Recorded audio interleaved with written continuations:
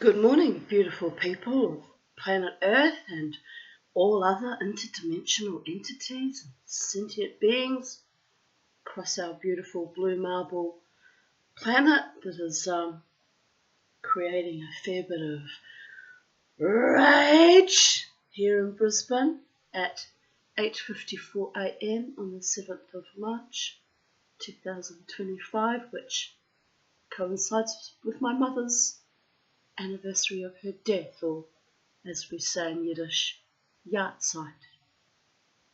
I know, it's weird. It's weird.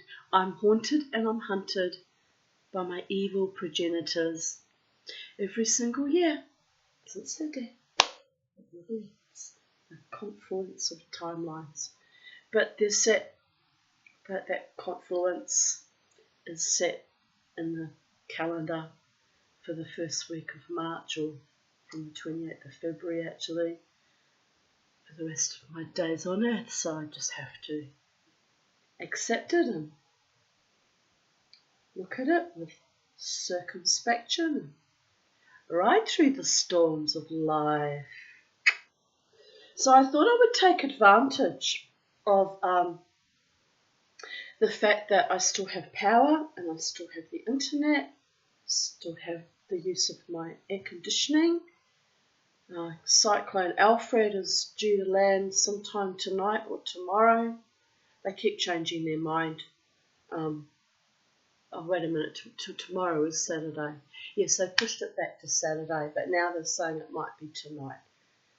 It is what it is, people of Earth. I'll just move into my hallway and shut all the doors, and whatever happens, happens. It's not really much any of us can do right now except pray, and if you have people who love you to ride through the storm with, hold on to each other. Love is the law. Love under will, people of Earth. So I had a fair bit of drama with my neighbours across the road yesterday. That moron decided that it was a good idea to tie his box trailer to the Energex pole, and when I confronted on him, came very aggressive and violent, acted as if he was going to bash me actually. His wife shoved him away from me, and then she went on the attack too.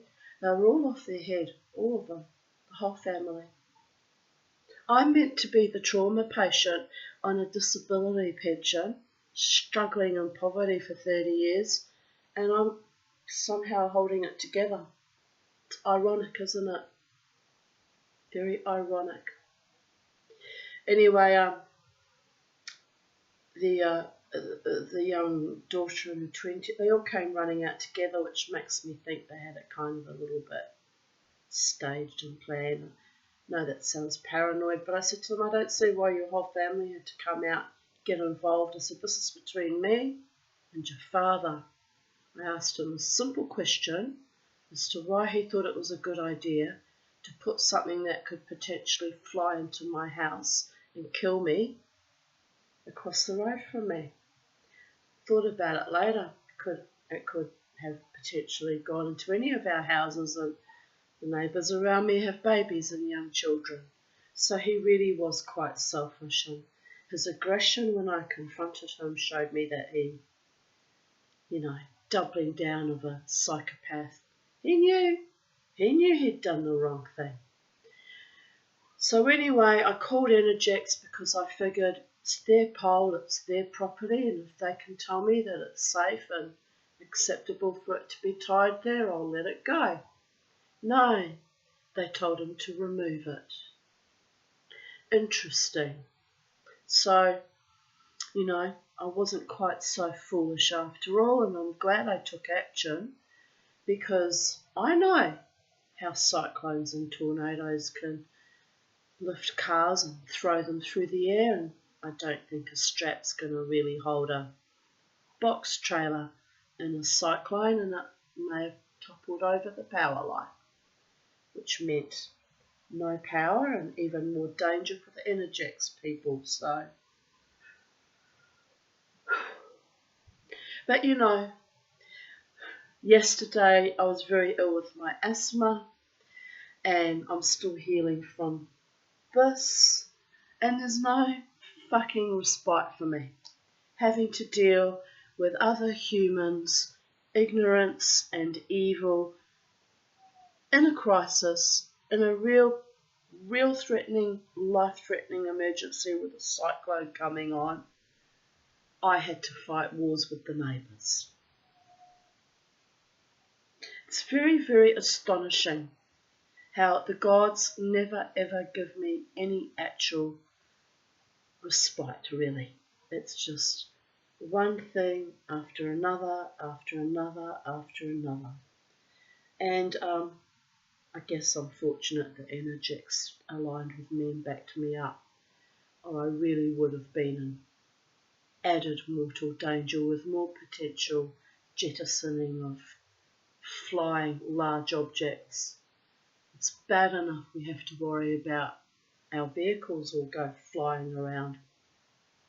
And not just that, but roofing iron and smashed trees. I'm actually quite concerned, but so is everyone. So is everyone. Everyone's frightened right now.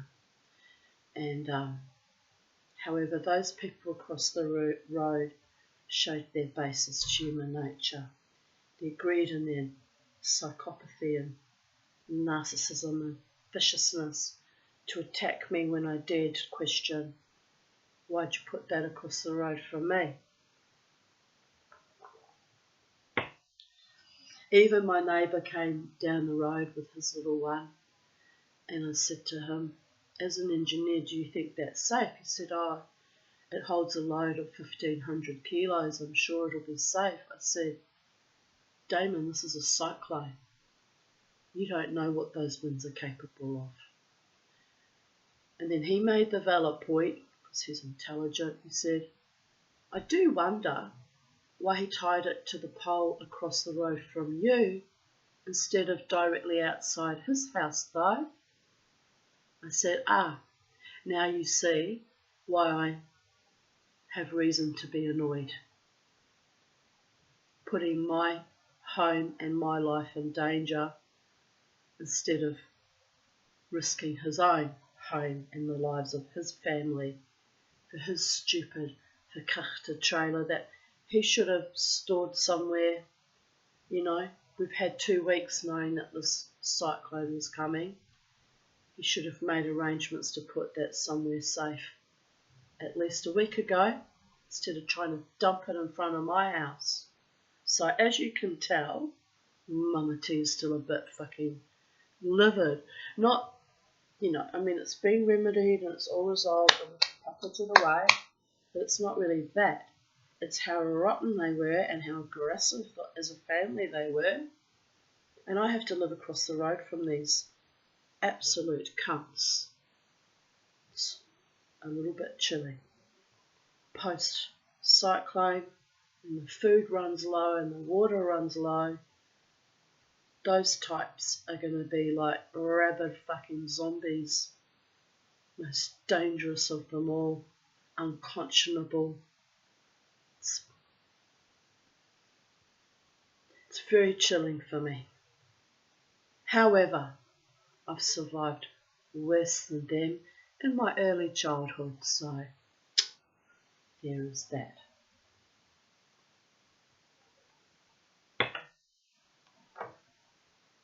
Right, on a happy note, while we still have power and Mama T is still drawing breath and very much in her own power, gratitude to the gods who love and protect me beyond all mortal ken.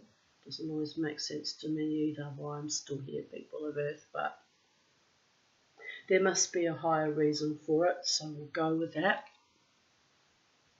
I'm going to... Did we get flipped off? Right. I'm going to continue reading from Ted Hughes' The Dream Fighter and Other Creation Tales. I'm so bloody hot, and aircon's not quite working at the moment. Pardon me, I suppose it's got to reach the temperature. I'm going to continue reading The Trunk. I have no idea what the story's about. Each story's been just as much a surprise to me as you've had. This one looks like a particularly short one, so I may read a couple.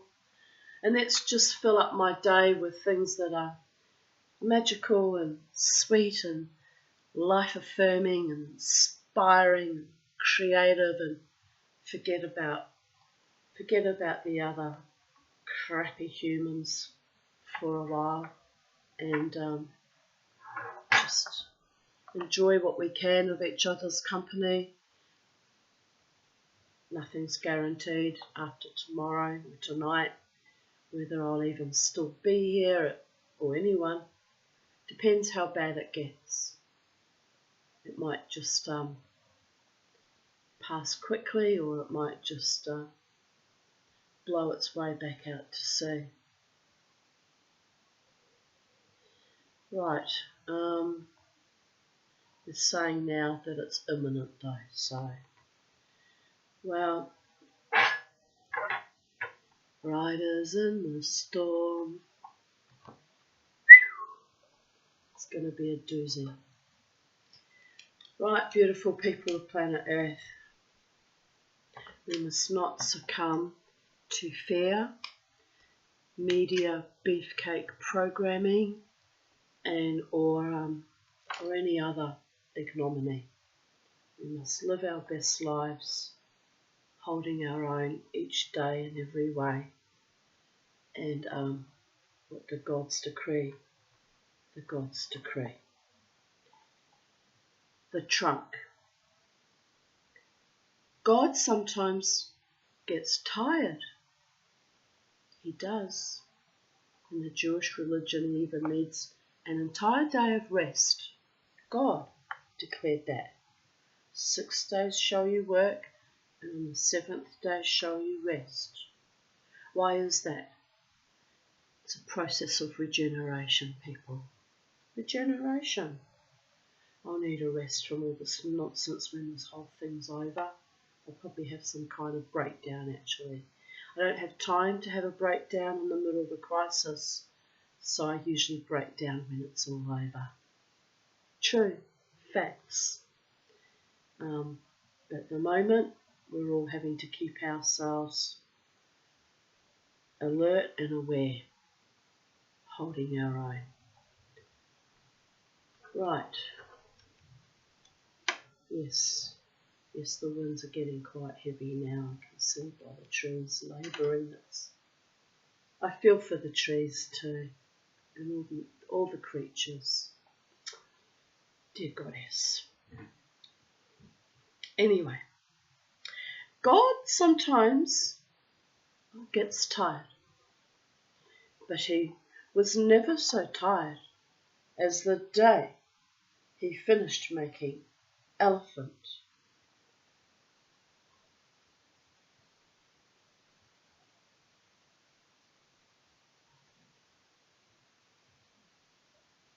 Sorry, just a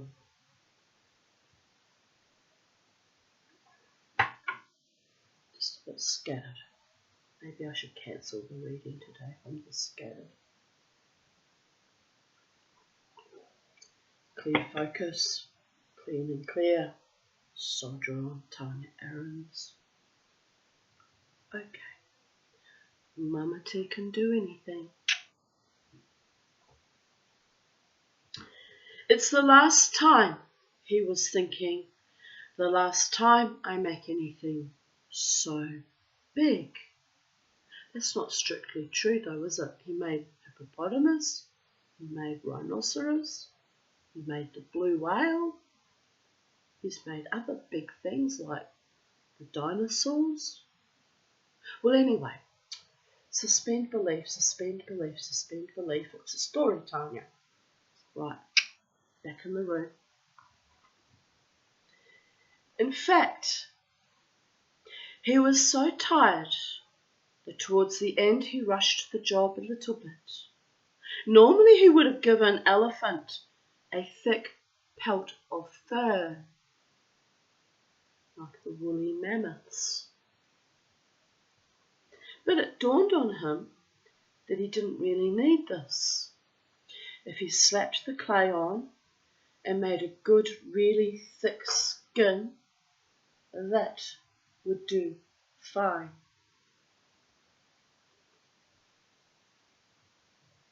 I'm trying to work out what's wrong with mine.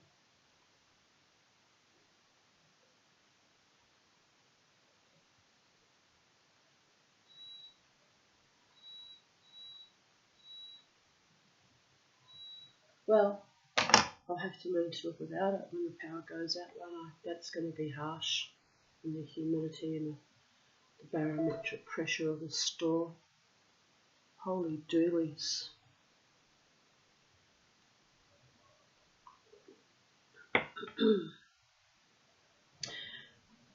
And so he whacked the special elephant clay on in great handfuls. Now it's getting cooler. Just needed to kick up the tuppers. Sometimes in life we all need to kick up the tuppers. Maybe not literally, but figuratively. At last, about 4 in the afternoon, the job was finished. And there stood Elephant, swinging his head from side to side, lifting first one great forefoot, then the other, and looking sideways out of his wicked little brown eye. Wait a minute, who says elephants are wicked? Maybe they meant that in a jovial kind of way, as a, "You're so wicked, Mama T." I really wish I were wicked. Oh, what fun I could have been having all this time instead of potentially dying in a cyclone without even having had 6 in the past 10 years with a gorgeous, handsome, desirable man. The things I've been cheated out of by fate and my own self-determination to keep myself safe. Well, it's all been rather unfair, I must say. Rather unfair. But it is what it is. Can you hear the neighbour's dog? It's a big fucking fat cattle dog. Can you hear it whimpering? That's how we know the storm's close, because the animals are freaking the fuck out now, reacting. The dogs know. God was pleased. He walked all round his new creation, gazing at it from every angle. Oh, the poor love is howling now. Well, they're picking up on all our human collective fear as well. Yes, it looked pretty good, meaning the elephant. Oh, baby. It upsets me hearing him cry like that. It's not even my dog, I don't even know the dog. Anyway. He scraped the clay from his fingers, rolled it into a tiny ball, tossed it onto his workbench, and was just about to take his apron off when Elephant screamed, "Finish me!" God looked around in surprise. "You are finished," he said. "Away with you. Out onto the plains with you. Seize the day." Yes, seize the day. Elephant curled his trunk high over his head and let out another scream. "Finish me." He twisted his tail into a tight, angry knot. "I'm unfinished. I want a coat." God's heart sank. All he longed to do was sink into a hot bath. But he made his face smile. "Dear elephant," he said, "you have a coat. It's a very superior coat of real elephant leather. It's—" His voice was drowned by Elephant's scream.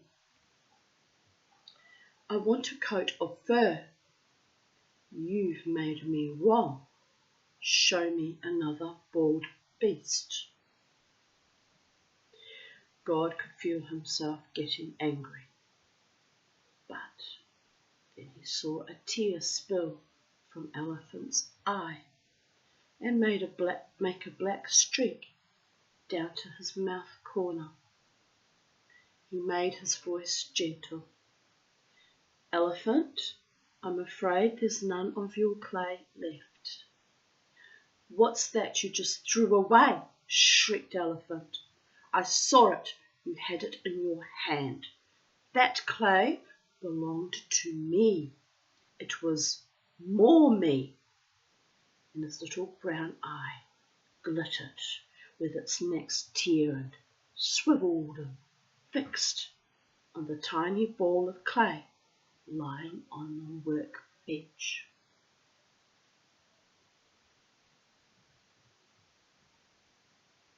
He has a point. You want what's actually yours. You want your jobs finished. We all seek perfection. Some of us do it to the extreme.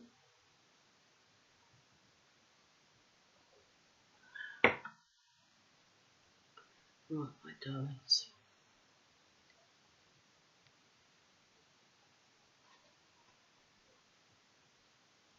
Just noticed all the hairs on my arms standing on end.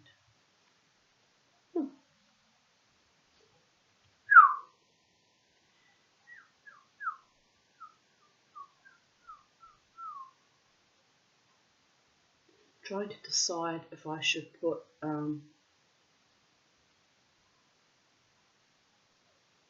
things from the laundry, from the kitchen, like food supplies, into the hallway so I don't have to go out, in and out, in and out, potentially walking through broken glass and God knows what. Maybe I should put some boots on, just in case. Things you don't think about till the last minute, hey? I did move that outdoor cast iron chair into the house too, because I thought I'm screaming about potential projectiles in half a ton bloody box trays, but I've still got things that are kind of dodgy as fuck lying around the garden that I haven't thought about. Anyway, I moved that under the house. It nearly killed me because I don't have much lung capacity at the moment, but I did it all on my own, trying to protect other people's life and limb and property. It's unbelievable. Anyway, we'll be fine. We will be fine. Mama T has spoken.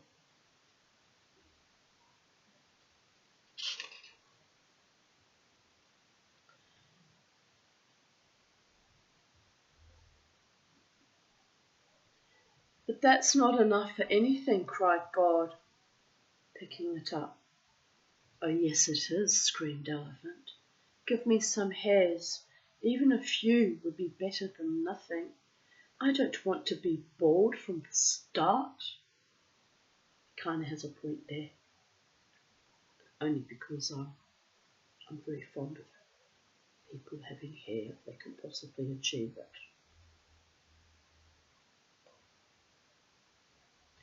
God sighed and patted Elephant's brow. Then very carefully he began to make bristly hairs out of that tiny bit of clay. He stuck them here and there on Elephant's head and along his back, but the clay soon ran out. "How does it look?" asked Elephant. "It looks," said God, as if you're just starting to sprout a terrific crop of bushy hair. Yes, I must say it looks pretty good. You were right to insist. Elephant was suddenly full of happiness, curling up his trunk and whisking it over his bristles. He ambled off towards the plains, where the lions glowed like heaps of crown jewels, and the gazelles drifted like shadows of clouds. God collapsed in his chair with a gasp of relief and gazed out into his garden. His old mother brought him a cup of tea and a bun shaped like a whelk. "Your hands are dirty," she muttered. "Aren't you going to have a bath?" But for the moment God just went on sitting there, gazing at his garden and scraping the last elephant clay from between his fingers and from the deep lines in his palm and from under his fingernails. The mark of a true artist. There's always crud under our fingernails. Trust me on that one.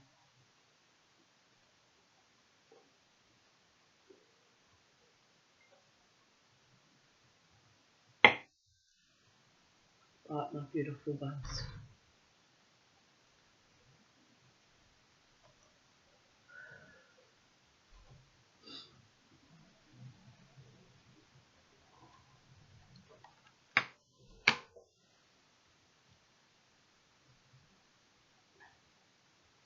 I should be out there doing my prayers into the wind. This is the weather for it. I think I've done enough magical things in the last few days. Maybe just ride through the storm. Take a sweet little rest.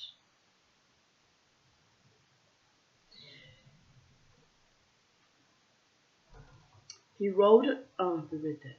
No, we didn't. He rolled it into a ball between his finger and thumb and watched one of his thrushes cracking open one of his snails on the garden path.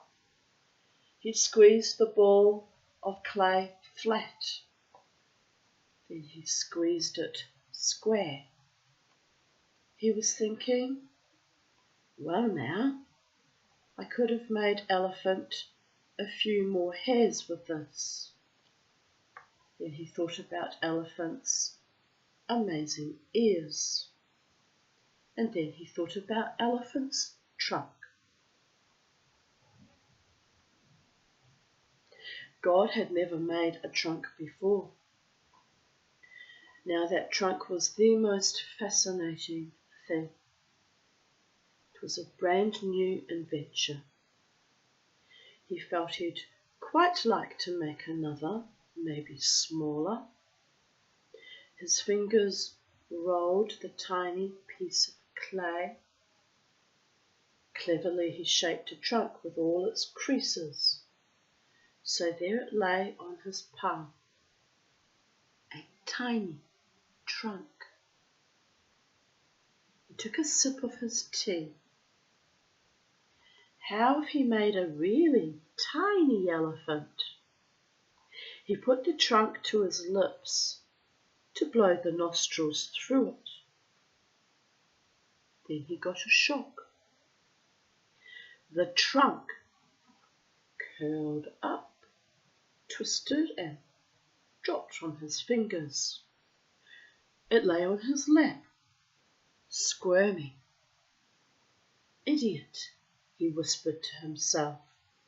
Without thinking, he'd blown life into a tiny elephant's trunk. A tiny trunk, all on its own, without its elephant. That's a chilling thought, isn't it, people of Earth? Yes, I think that's a chilling thought. Finish me! Squealed the trunk, writhing as if it were in pain. God picked it up, and it flailed about between his finger and thumb. Finish me! Where's the rest of me? Finish me! Squealed the trunk. It sounded like a very tiny elephant.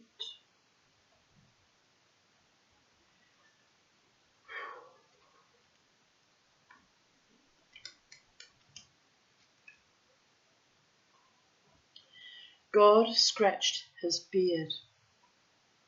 The truth was, he had no more elephant clay. At that moment he had no more clay of any kind. Tomorrow he'd have to go out to his clay pits and dig some fresh. But the elephant clay was all gone. He'd used the whole lot. That's why elephant had turned out so big. Just be calm, said God. I'll get you some more clay tomorrow. But it won't be elephant clay. I'm right out of elephant clay. What? Squealed the trunk in disbelief. No more elephant clay? Well, said God, there might be some somewhere, but it will have to be found. It's rare and precious stuff. Oh no, wailed the trunk. Oh no! It was full of elephant thoughts, elephant hopes, elephant dreams, elephant plans. Every moment, with every breath it took, it felt more and more elephant. And the idea of creeping about without an elephant head or body or legs was horrible. Then God had a brainwave. You could help me to find some, he said. You could start right away. How? Sobbed the trunk. The trunk was actually weeping. It glistened with tears. Well, said God, just go and dig anywhere. Simply dig, that's all there is to it. Start down there in the garden. As soon as you come up with the right sort of clay, I'll finish you. It won't take much. The trunk lifted its end. There you are. Start where it's soft. And God tossed the trunk out into his garden. Then he dropped back into his chair, sighed once, and put the whole whelk into his mouth. Sounds a bit like that saying, the Lord helps those who help themselves. Oh, I hate that saying because I've had to look after myself all my life, struggling in immense crises sometimes, more cumulative and dangerous than a fucking cyclone, but well, just one more thing, isn't it? Just one more thing.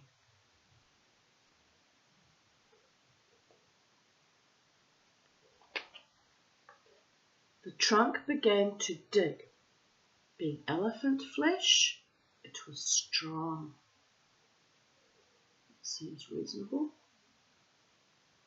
It filled itself with whatever it found down there under the grass roots, brought it up, disgorged it all in a pile, and called, "How's this?"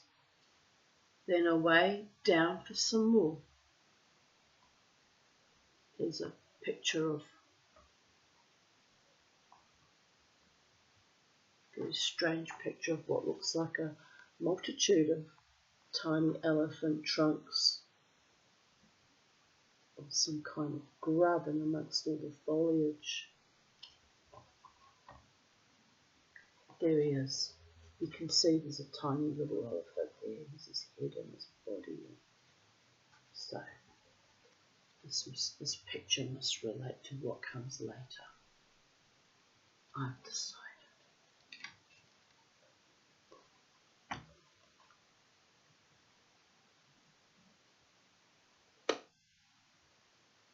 At the end of the sorry, I can't help myself sometimes.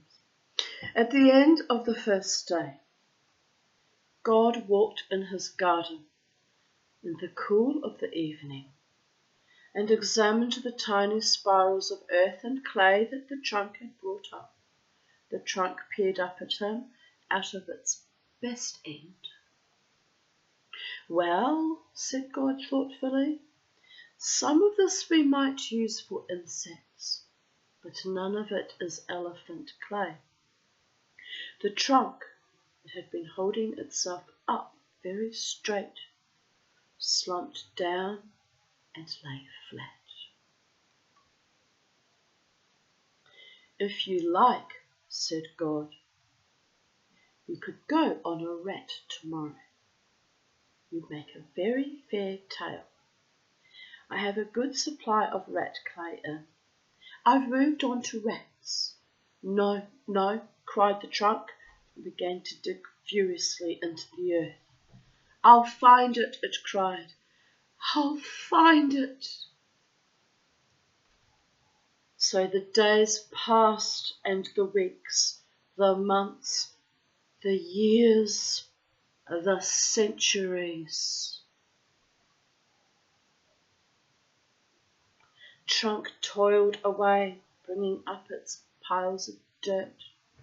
Sometimes God looked at it, but always he shook his head sadly, and more often the rain washed it away before God saw it, or a hoof stamped it back into the soil. But the trunk refused to lose heart, even though it didn't have a proper heart. Someday, it cried as it burrowed among the deep stones, someday I shall be an elephant. Someday I shall be whole. Someday the lands will tremble under the feet of my tribes. And it curled itself up for joy at the very idea and let out its trumpeting battle cry so fiercely that crumbs of earth fell from the ceiling of its burrow. And that is the end of the story about the trunk. Let us begin the story on, is this a short one or a long one? It's a longer one. It's a longer one, people of Earth. The making of Parrot. Mama T is very fond of parrots. In the beginning, there were even more song contests than there are now. All the creatures were just finding their voices for the first time. They were quite amazed at the sounds that came out of their mouths. Listen, listen to me. Listen, listen, listen to me, they were crying.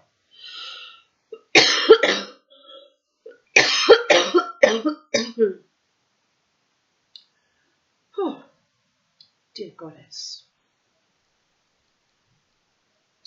Each one wanted all the others to listen. Wolves yelled. Toads quacked. Nightingales gurgled. Alligators honked. And the leopard made a noise like somebody sawing a table in half. Listen to me, roared the leopard. Oh, listen to my song.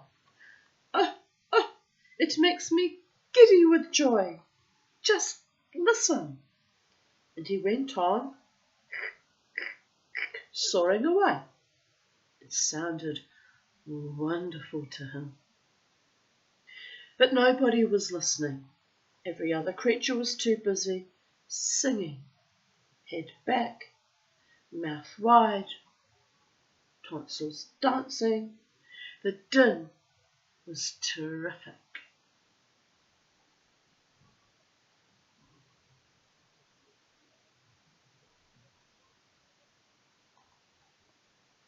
It's a reminder. I had Spirit tell me last night, sing songs through the cyclone, Tanya. Sing the storm. It's a very strange thing to say to me. I'm not actually very good at singing, but fucking tone deaf and can barely carry a tune.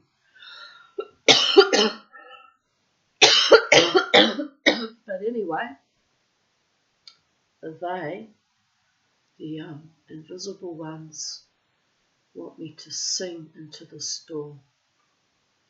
So perhaps I shall. Probably it'll be a way of stress releasing, distracting me from the singing of the cyclone. So that's probably what they meant, just to resonate in harmonic resonance, and so that I shan't be afraid.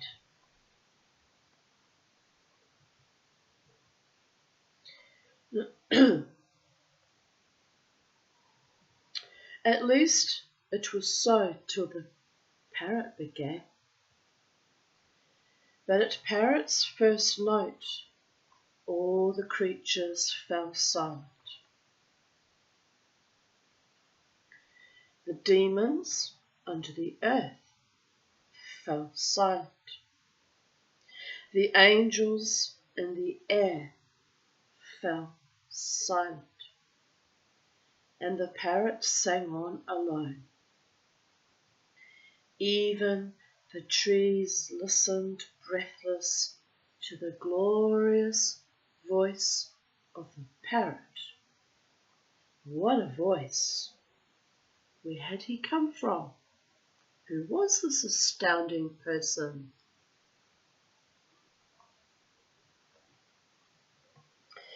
Man had just been persuading woman to marry him. He was rubbing her whole body with coconut oil so she glistened like a like a great eel.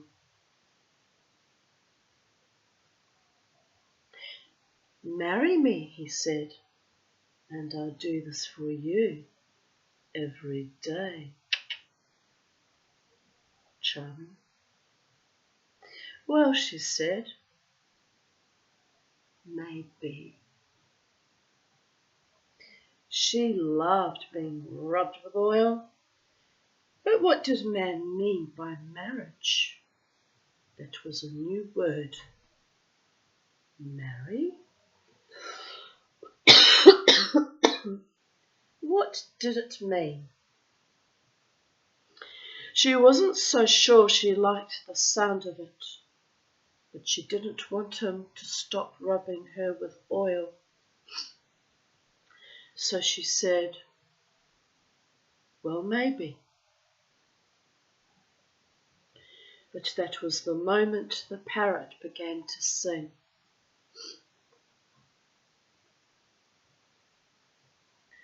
Man stood up. Like somebody in a trance, he walked straight out through the door. He simply left woman lying there as if he had forgotten she existed. Hey, cried woman, come back. You haven't finished. But man was already outside, gazing amazed at the parrot. And the surrounding trees of the forest were loaded with birds of every kind, all gazing amazed at the parrot. And in the lower branches of the trees and between the trunks of the trees, all the kinds of animals were jammed together in a great circle, gazing amazed at the parrot. Parrot surely was something to gaze at. He was actually a dinosaur, but a truly beautiful specimen. He didn't look like a modern parrot. He was much bigger. He was quite a lot bigger than a peacock, nearly as big as a woman, and he was thickly covered with every coloured feathers. These feathers didn't lie down smooth like the feathers on the neck of a hen. They ruffled out like the feathers on the neck of a fighting cock. He looked like a gigantic red Indian headdress. His face was a huge flower of rainbow feathers. His legs and feet were thick with glossy feathers that changed colour as he stamped about. All his body was fluorescent, and as he sang, taking deep breaths and flinging out the great flame feathers of his wings, he seemed to be lit from inside by pulsing strobe lights, red, then orange, then yellow, then green, then blue, then indigo, then purple. Then a blinding white flash, and back to red. Really magnificent. And all the time, his incredible song poured out. I've just realised I'll have to turn off all my power boards in case they get wet from rain coming in under the windows. That could be fucking dangerous. Let's remember to do that after we finish this song, or before the storm gets really going.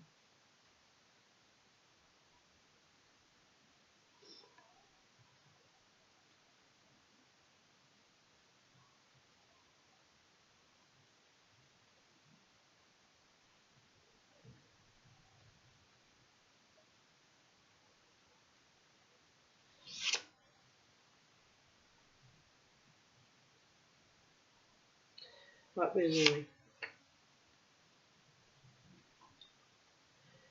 But flinging out the great flame feathers of his wings, he seemed to be lit from inside by pulsing strobe lights, red, then orange, then yellow, then green, then blue, then indigo, then purple, then a blinding white flash, and back to red.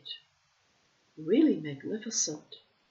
And all the time his incredible song poured out. What a song. The crowding creatures couldn't believe it. It seemed to pick them up bodily. Their eyes boggled, their jaws dropped, and they felt like puppets being jerked by strings. Man stared in delight. This was something new. What singing! What a marvel! Can you believe it? Just listen to it, he shouted, turning to a woman who was now leaning in the doorway, looking out sulkily. Can you believe it? The man almost screeched with excitement. The woman frowned. She just went on leaning there, feeling dull. What was the matter with her? All the creatures of the earth were there, swooning at the singing of the parrot. And there was Man, who was so clever at everything, standing overpowered by the voice of a bird. That's so wonderful. What's so wonderful about it? She kept thinking. Why don't I like it? What's wrong with me? Maybe my ears are funny. She did try quite hard to like the parrot's song. She didn't want to be left out. She closed her eyes and listened so fiercely her head began to ache. But it was no good. She simply couldn't like it. But now Man was dancing around the parrot, flinging up his arms and legs. I can't believe it, he screeched. I can't believe it. This is ecstasy. Where have you been? Oh, oh.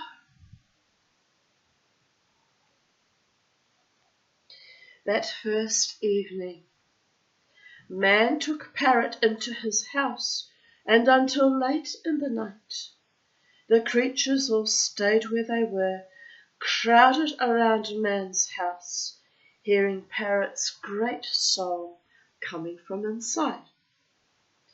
The house seemed to tremble and jerk with the power of it. And every now and again they would hear Man cry, "Fantastic! Another! Another!" Man was so delighted by his new friend that he invited Parrot to live with him forever. "I'll supply you all you need," he promised. "Whatever food you like, shelter from the bad weather, and you can sleep in that bed." "Which bed?" cried Woman. She was already fed up with this gigantic bird. Her head was splitting with his pounding songs. Man hadn't even looked at her for the last 8 hours, and now? "That bed there," said Man. "My bed?" she gasped. "Why not?" asked Man. He had already drunk a lot of beer. Woman choked. She was so furious she couldn't speak. "And give our new friend another glass of beer," said Man. Parrot stared at her. He could see very clearly that this woman didn't like him one bit. That didn't worry him. He ruffled his feathers. The crest on his head stood straight up, and his eyes, big and round and cold and deadly, like a dinosaur's, stared at her. I can't hold that death stare anymore. I used to be able to hold it long enough to make someone absolutely certain that they were about to pick and die, but can't seem to sustain it anymore. I guess I've mellowed with age. Ah, smallest violin. Diddly diddly diddly diddly diddly diddly diddly diddly. You don't want to be on the receiving end of my death stare anymore. It's not nice. It's not cricket. It's not friendly. But if you're ever on the receiving end of it, you've done something very, very bad to either myself or people I care about. Just saying.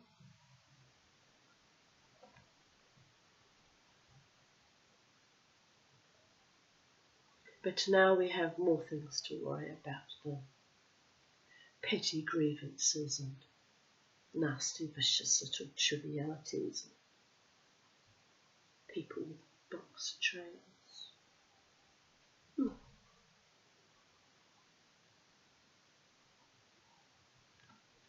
That comes. I'll be over it in a few days. It just takes me a while to let that energy flow out of me and let it go, let it go.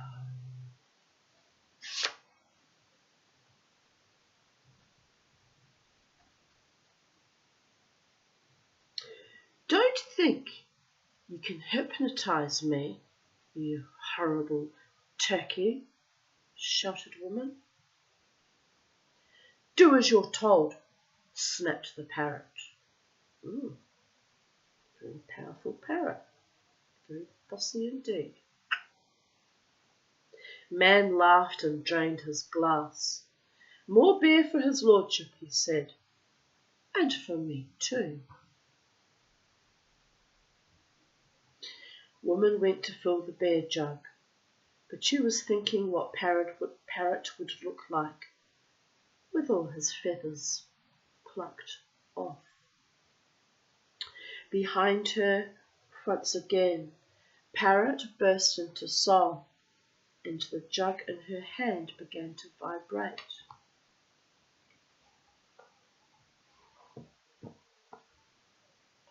Yes, I must get some books ready in the hallway and some bottles of water.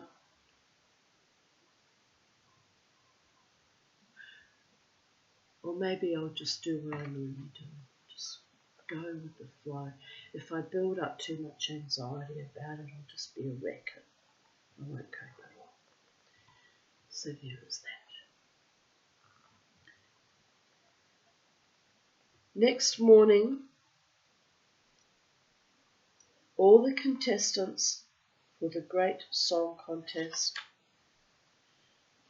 were ready very early outside Man's house, and the crowd was even bigger than usual. The fox and the turtle were bustling about, taking bets. Some of the creatures were terrible gamblers. Today most people thought Lion would win. He had never entered before.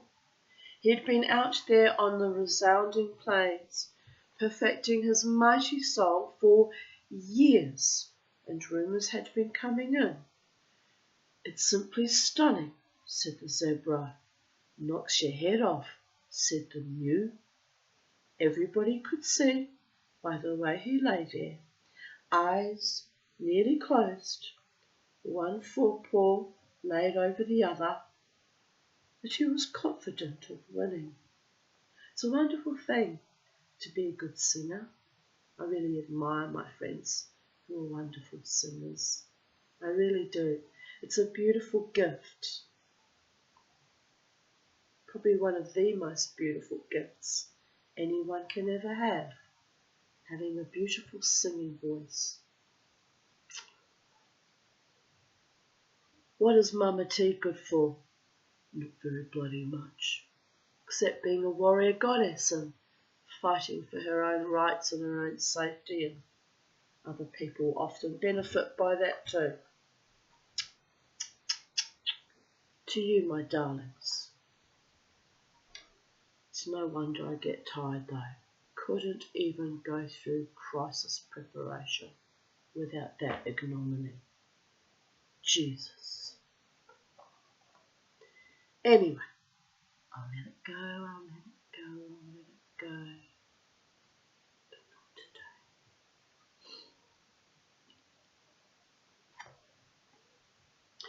Beside him the warthog sat looking very nervous, twitching his ears and tail, occasionally shaking his head. Nobody had the slightest idea what to expect from him. But, excuse me, but next in line was the giraffe. The general opinion was that giraffe had no voice at all, She was simply dumb. Even so, the burrow owls put their bets on her. She's not dumb, they said. You people are the dumb ones, thinking she's dumb. There were 3 others, a cormorant, a woodpecker, and a loon. Loon was thought to be pretty good. At last, the man came out, scratching his head and yawning. Parrot emerged and stood beside him. He looked as fresh as a giant firework in full blaze. Usually man judged the singing at these contests, but now he spoke to the crowd. You all heard Parrot singing last night, he said. Never have I heard singing like it. We must all admit he's in a class of his own. And so today I've asked him to be our judge. A monkey clapped. Let's begin, said Parrot. Cormorant first. The cormorant had been persuaded to enter by the seagulls. He opened his beak, flapped his scraggy wings, and began.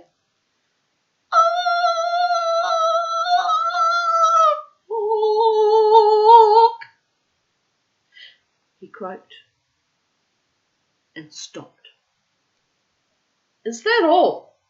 Asked Parrot, blinking his pebble eyes. No, that's only the beginning, said the cormorant. Okay, said Parrot. Sing it to the end. Cormorant stretched up his neck. I hate this. I can't do anything about it. I'm getting a waddle like my father. Well, I lost the waddle for a while because I was fatter and my double chin was bigger, but now I've got this feckin' waddle. Old age, babies, is not for sissies, but it's a privilege not gifted to everyone, so I shall enjoy my life, cyclone or no cyclone, berserker neighbours or no berserker neighbours, waddle or no waddle. Savvy babies. Life is for the living.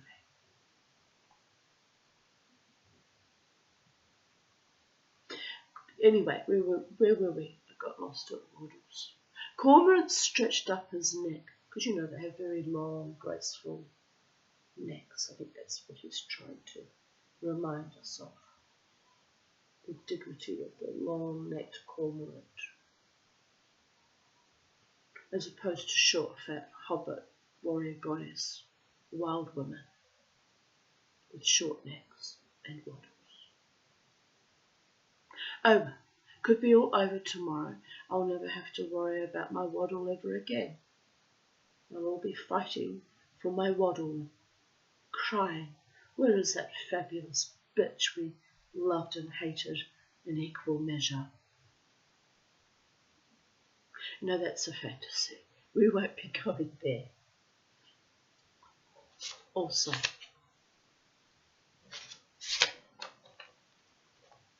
ultimately, we will survive.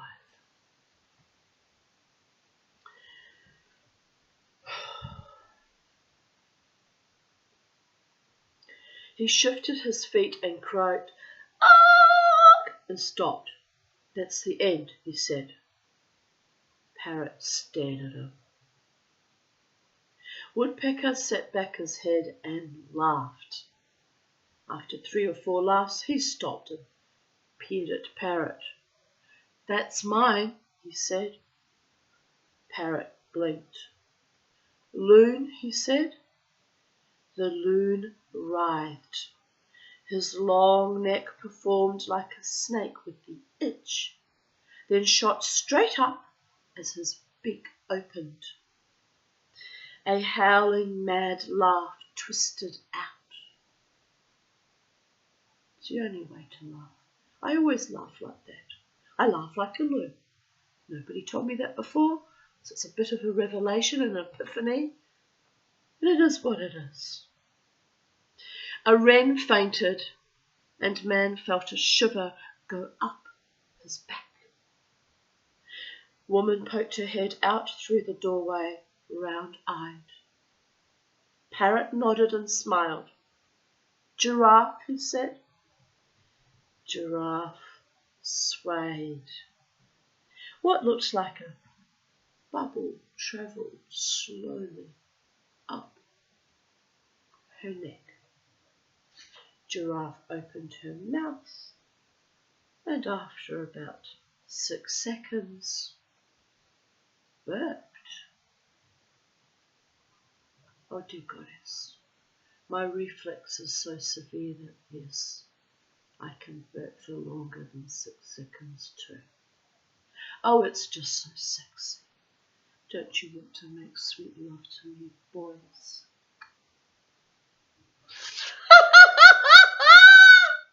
It's okay. It's all too late. I could be dead tomorrow. You all left it too late. This wonderful, fabulous woman with all her flaws and strange little idiosyncrasies and bodily hiccups. You've missed out. You took too long to make up your minds. And now it's all over, Red Rover. And I don't mind at all. Sincerely. But anyway. And yes, I have tried every medication going to fix the reflux, but it's actually getting worse in recent months. I'm trying to work out why. But it did improve slightly when I started the CPAP, because breathing, oxygenation, shit, but it's not so good now. Does it matter in the broad scheme of things? No.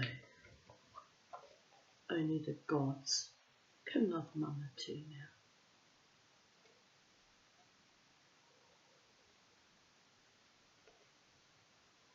now. A baby chimpanzee turned a somersault and screeched till its mother hit it. Is that your song? Asked Man. Giraffe nodded gracefully and lowered her thick, long eyelashes.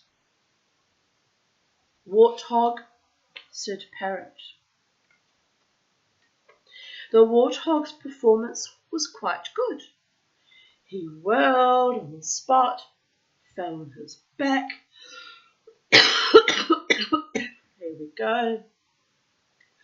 Threshed his legs, churned with his tusks, writhed and contorted in a cloud of dust, and all the time let out noises like a cement mixer. At last he stood up panting. He was sure he'd won. Lion, said Parrot sharply.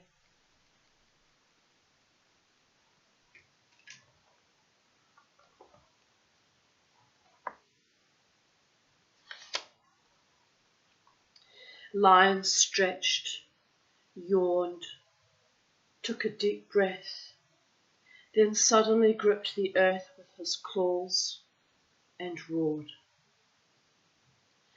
The blast knocked off several rows of birds, and Man grabbed the rail of his veranda. Parrot's feathers flattened for a moment, and all the baby animals, began to cry till their mothers hushed them. Then everyone waited. There's a picture of all the animals doing all their little various songs. I'm very fond of zebras and lions. And zebras are cute. I've got I brought it in. Oh, I brought it in. Have we been disconnected? What happened here? No, we're still filming. Can you see it? It was my mother's actually. Little porcelain zebra. I brought it in to, make sure it didn't get broken during the cyclone apocalypse from hell. Right.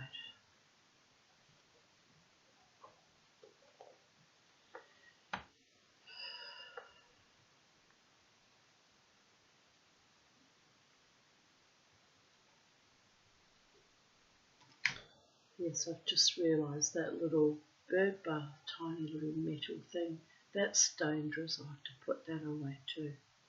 So it's funny the things that you miss. Oh dear goddess. Anyway, after the cyclone is over, if I survive it, when I survive it, I will be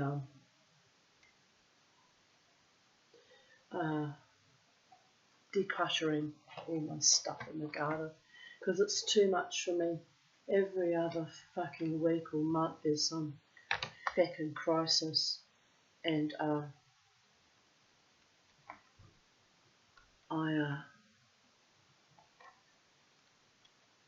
we still filming? Why is it doing it? By the gods. Yes, we're still filming. Good. It's too much effort for me to try and put everything away every time. It nearly kills me, especially this time being sick and no help from anyone. And then they're wanting to launch their projectiles at me. By the gods. Bastards. So yes, I think I'll declutter a lot of stuff. A lot of it is all kind of rusting anyway. A lot of it I don't really use, so it was just all too much frivolity. So I'll declutter. I'll keep the garden very minimalist indeed, just like the basic things that I actually will be using. And I think that will be the best way to continue moving forward in the future. And just streamline things because these events are going to continuously keep happening. It's Mother Nature and a fair bit of bloody weather modification as well. Let's be real here. Let's be real. It's deliberately targeting of the world populations. In my humble opinion. You don't have to agree with me on that. But it's sus as fuck how it's taken 2 weeks to reach landfall and they still can't decide what's actually happening. Scientists, experts in their field, academics, trained what? Trained at what are they actually? It's astonishing people are there. Anyway, we mustn't fall into despair. We must carry on being courageous, speaking our truth and holding our line and surviving. Maybe even one day thriving.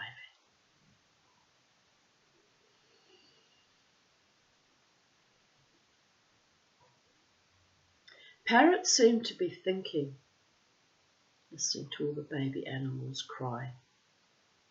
Then he said, "The result of this contest is, winner, me." The lion frowned. All the animals began to chatter. "How is that?" roared a voice. 'Twas Lioness. "How can that be? How can you be a winner?" "Because," said Parrot. And suddenly he burst into song. He leapt out into the middle of the beasts. His fingers, that's my fingers. His feathers flamed and shook. His colours throbbed. His voice was not only utterly astounding, it was amazingly loud. Man shouted with delight. "He's right! He's the winner!" And man began to clap.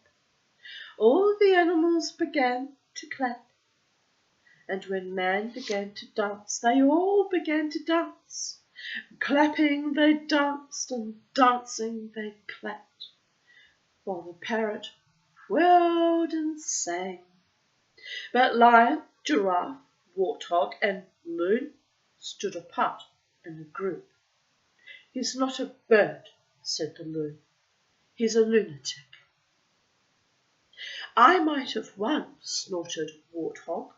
"I was in there with a fighting chance."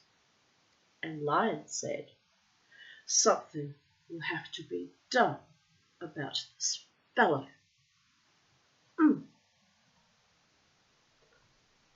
But Giraffe stuck her head in through a side window in man's house and saw Woman lying on the floor weeping. "Your husband has gone crackers," said the Giraffe.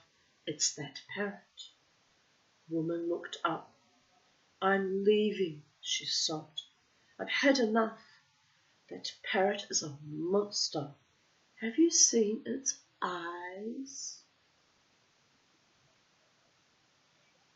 And is that supposed to be singing? It makes me deaf." She began to push things into a suitcase. "Man was going to marry me," she cried. "Since that parrot came, he never even looks at me. The parrot orders me about, and I sleep on the floor. I'm off."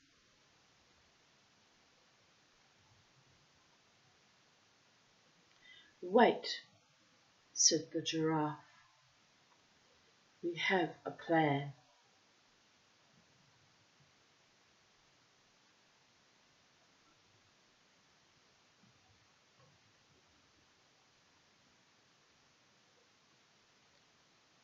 It was true. The Giraffe may have been a dumb singer, but she was a clever planner.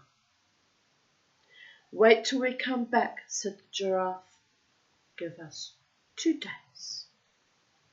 Woman sat on the bed weeping. She nodded wearily.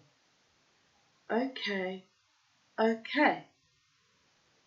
But 2 days is the limit."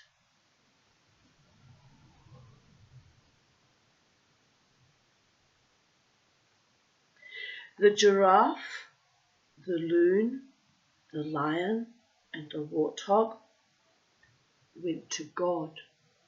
Not literally, you understand. They just went to talk to her. Not in the old-fashioned idea of going to God means you're dead. They were still alive, going to communicate with God. Just needed to clarify that point. They told him that man was getting married to woman and that he wanted God to be there. But he daren't ask. He was too modest. In fact, man was a little bit afraid of God. One should be, I think, a little bit afraid of God. God can be a fickle motherfucker at times. Acts of God and all. Cyclones. Illness. High strangeness. "Did you just call me a motherfucker?" a voice behind me said. "But that's just my guilt, because, you know, one should not blaspheme." "I did, God. It's just a turn of phrase. But since you made life so unbearably difficult for women like me, including childbirth, it's kind of a fitting noma when you think about it. But I mean no disrespect. I'm just saying, you can be fickle at times, a bit sadistic and a bit cruel. Makes me wonder who you really might be, who it is I've been indoctrinated by my own soul to worship since birth. Seeing the evil surrounding me in these strange times. What would God truly do if he truly existed, and cared about humanity as a life form still? What if God was one of us, just a slob like one of us, just a stranger on the bus, trying to make his way home? I love that song. Best lines ever, because it's true, you know. Think about it. It's better to honour thine own God and God in all manifestations of holiness, but also honour thine own self, your inner divine spark, which was implanted in each human being, your little tiny spark of God that makes you a potentiate to be a God yourself, if you know how, and if you are worthy, and if you have fought the long fight to enlightenment, and if you have not, but somehow you stumbled across it along the way, and you know that all is one and one is all, and even an impending cyclone that too is a manifestation of nature, which is also God. Tell that to the people that are flooded out or that have lost life and limb today or tomorrow or in the ensuing days. It will make no sense to anyone, certainly not me, who used to be a God botherer. Well, let's be real here. I'm still talking to that energy as if it were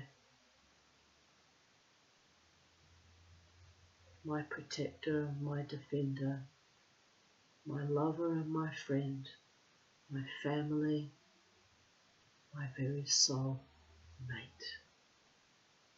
Long forbid me a soulmate, by the way, or sent me dangerous motherfuckers instead.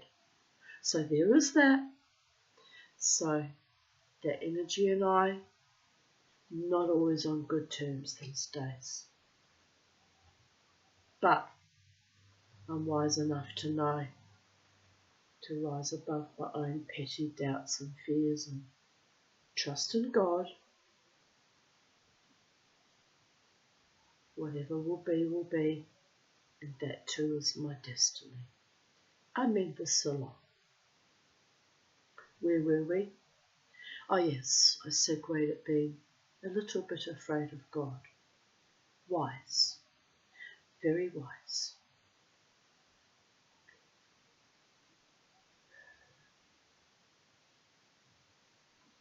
So the animals had come to ask what man didn't dare to ask. I'd like very much to come to that wedding, said God. Woman is my favourite invention. I don't think he came to my wedding, and I got married in a Jewish Reform temple. My wedding was beyond awful. Won't go into details, but it wasn't all that pleasant. But it was a long time ago. Kind of over it now. But where was Makom that day, the gateways to holiness, to protect and defend me from a life of misery with a false man? If God had stepped in that holy temple, could have spared me years and years and years and years and years of suffering. But what does Buddha say? Life is suffering. It's true. And now as cyclones coming, I've weathered many other storms. Maybe this one will wash out all the evil with it and gift me at long last a life of peace, of joy and delight, and my truest, greatest love. and comfort and ease if I'm destined to live to older age. Amen Bismillah.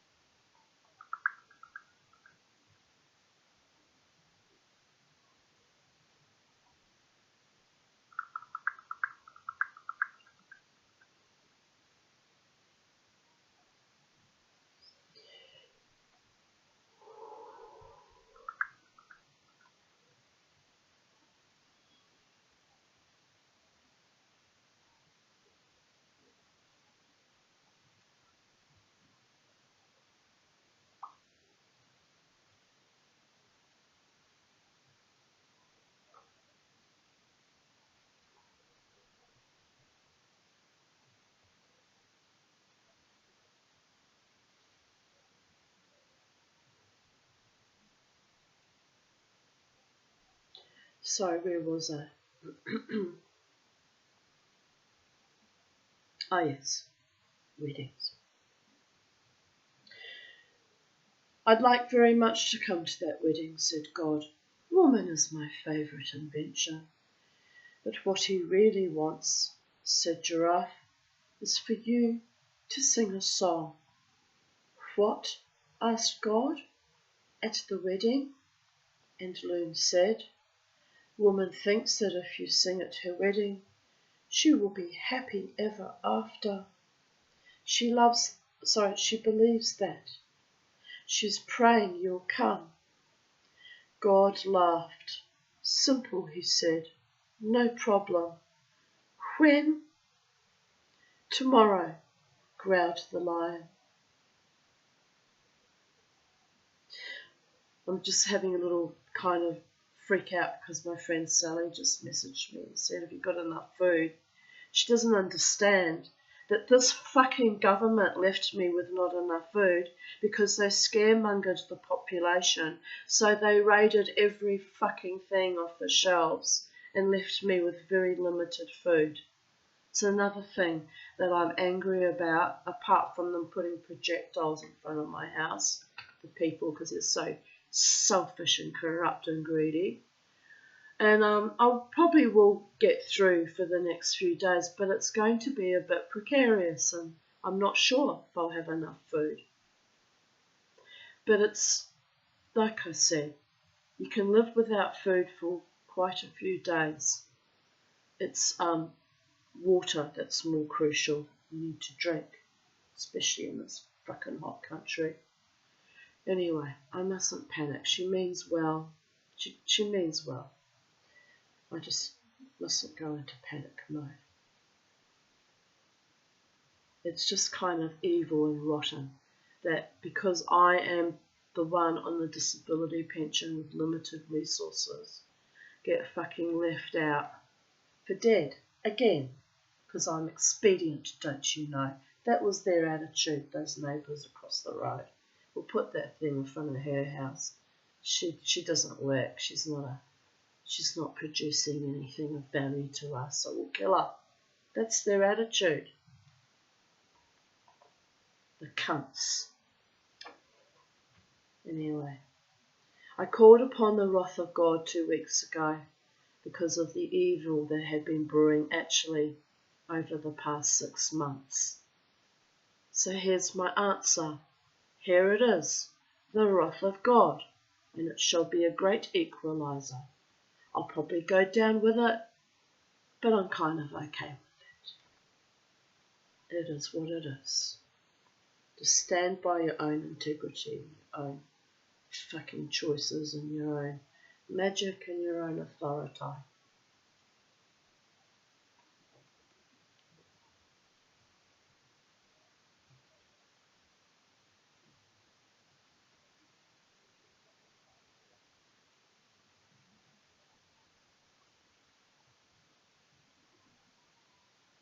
But what he really wants, said Giraffe, is for you to sing a song.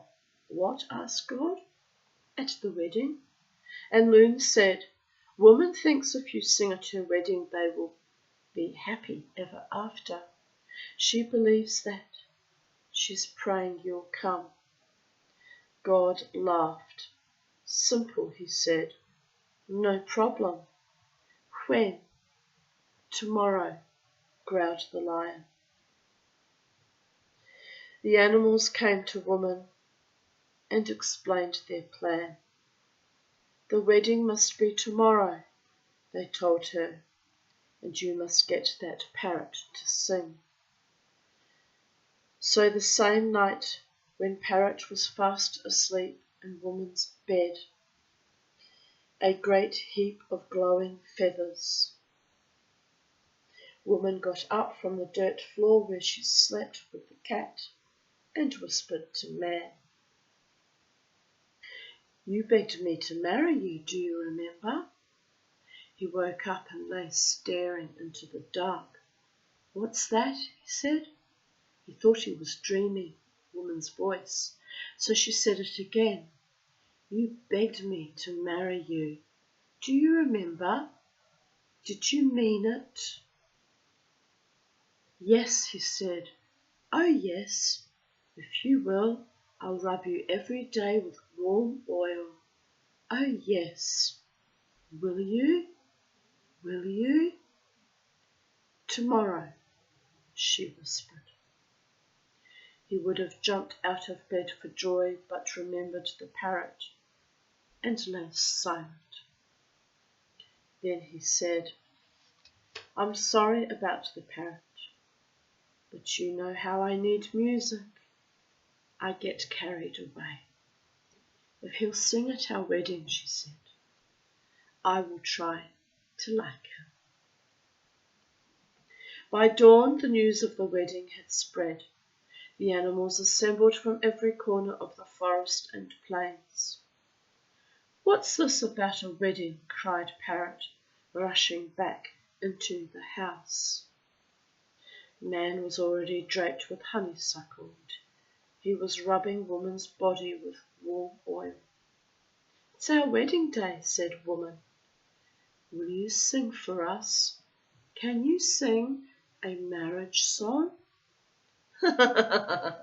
Laughed Parrot.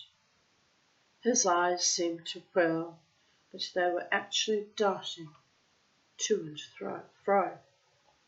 His tears were a tremble. Sing a marriage song, he cried. Only give me the chance. Oh, I knew you would, Parroty, she cried. And flinging her arms round him, she covered his feathers with oil. As he stood at the river's edge trying to wash the oil off, Giraffe came strolling up. Hello, Parrot, she said. I expect you're looking forward to hearing the new singer. Parrot blinked. New singer? He asked. What new singer? At the wedding, said Giraffe. He's supposed to simply be the best ever. They say he's already here. Some animals persuaded him to come. I think Man was hoping you'd sing. It's going to be a mix-up. I expected to end up with both of you singing. Giraffe sauntered off, and Parrot glared after her. He was beginning to feel angrier and angrier. First, he was furious about the oil on his feathers, and twice as furious about his new singer butting in on his show. A new singer, the best ever. Parrot knew what he'd do. He'd challenge this new singer to a marriage song contest on the spot, and he'd flatten him. He'd just crush him with his parrot song power. The poor fellow wouldn't even be able to croak. So Parrot shook himself like a great gaudy dog and came up from the river raging with eagerness to challenge the new singer. God arrived looking like a beggar. He told nobody he was God and nobody recognized him. He merely said he'd heard there was going to be a wedding, so he'd brought a present. It was a hive full of bees. Man had never seen such a thing. Already the creatures were crushing tightly around man's house, and Parrot stood there on the veranda, staring hard at the beggar. Could this be a new singer? He didn't look like much competition, if he was. Man was impatient to start, but this was the first wedding ever and nobody knew how to do it. Then the beggar had a bright idea. He smeared man's and woman's faces with honey from the hive. Then man licked woman's face and woman licked man's face, and when all the sticky sweetness was gone, that was it. They were man and wife. So simple. And now, sing a song, roared the lion. The beggar nodded and smiled, but before he could open his mouth, a bellowing shout came from the veranda. Wait! The creatures looked at the parrot, and as they looked at him, Parrot began to sing. And from the very first moment something was wrong. Something was stuck in Parrot's throat. He stretched his beak wide open. His fingers rippled. Did it again. His feathers rippled and flared. His colours throbbed. But he choked. Finally he coughed and spat out a fly, a big blue fly. It buzzed on the veranda rail and sat there, cleaning the back of its neck.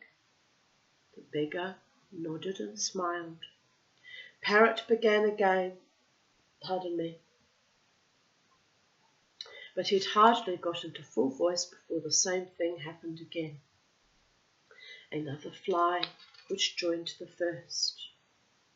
Parrot braced himself in rage and began again.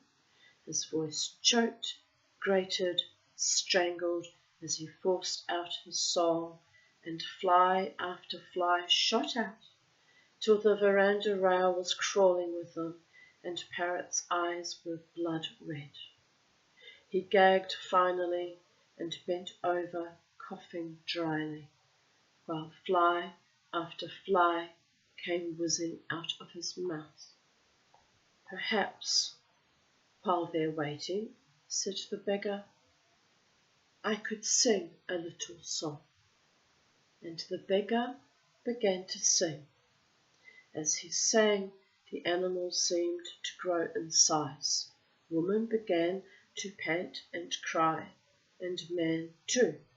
He suddenly collapsed to his knees and crouched there, his elbows on the ground, clutching the top of his head. And out of the ground, all round, flowers began to push up and open, huge blossoms and tiny florets, and out of every twig in the forest clusters of blossoms burst and hung down, and out of the core of every flower unfolded a different butterfly, and butterfly after butterfly came out of the flowers, just as fly after fly had come out of Parrot's mouth, till the air was full of butterflies that settled everywhere on the birds and animals and covered man and woman like a rich, quivering cloak. Then the beggar began to sing more strongly, and now Parrot seemed to clear his voice and let out a shriek. He was trying to sing. Everyone could see he was trying to sing, but all that came out were not flies now, but more and more horrible screeches. And as he screeched, he writhed. It was truly awful to watch him. His feathers now seemed to be real flames, devouring themselves, and the beggar stepped towards him with his eyes shining, and sang a great torrent of song straight at Parrot. The poor bird whirled and blazed and screeched, while his feathers scattered like burning embers from a kicked bonfire, and his body shrank. He was like a whirling parrot being tossed, and maybe a parrot being bounced on the end of an elastic, or a cyclone. Just saying. Suddenly, a woman ran forward. She ran fearlessly into the blast of the beggar's song, and he caught up the parrot and ran into the house with it, and silence fell. When man uncovered his eyes and looked up, he saw the incredible garden of blossoms and butterflies. The beggar had disappeared. Man went into the house looking for his new wife and found her nursing the parrot. He could only just recognize the bird. It was no bigger than a small monkey. Its feet were scorched, scaly twigs. Its face was a bent lump like glass that had melted and hardened again. Its eyes were little marbles in ashen sockets. Only a few colours, only a few feathers. And its voice was just the burnt out wreck of its soul. Poor parrot, said woman, poor little parrot. But gazing at the parrot, all man could think about was the tremendous soul of the beggar.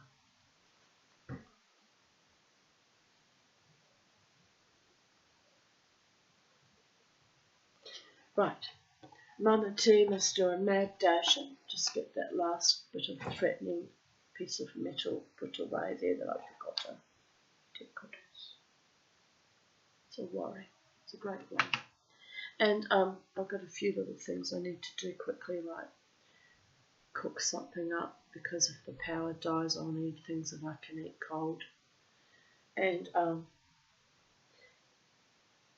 prayers for Brisbane and the Gold Coast and east coast of Australia right now. And stay safe, stay happy, stay in love with the ones who love you honouringly, stay in good communion with your gods, and blessed be. I'll be back when this is over, no doubt. Take good care. Don't do anything foolish. Stay safe in your homes as much as possible, people of Earth. Love to you all, even my enemies, because ultimately, at this point in time, we are all equals under God and in the force of nature, and all worthy as fellow humans of our merest survival. So that's as close to forgiveness as I'll ever afford you, our shared humanity. Bye for now.